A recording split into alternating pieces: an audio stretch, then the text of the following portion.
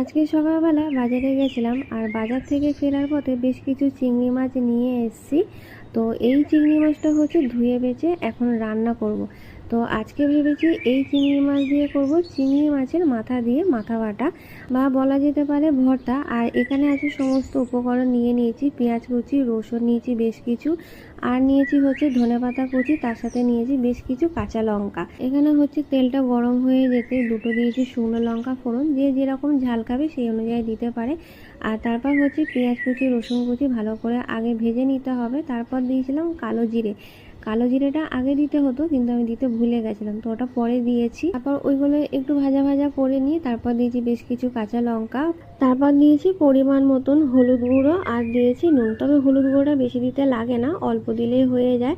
আর তারপর হচ্ছে বেশ কিছু ধনেপাতা যেটা আমি কুচিয়ে রেখেছিলাম সেটাও হচ্ছে একদম শেষের দিকে দিয়ে খানিকক্ষণ নাড়িয়ে নিলেই হয়ে যাবে। তবে একটু ভালো করে ভাজা ভাজা করে নিতে হবে।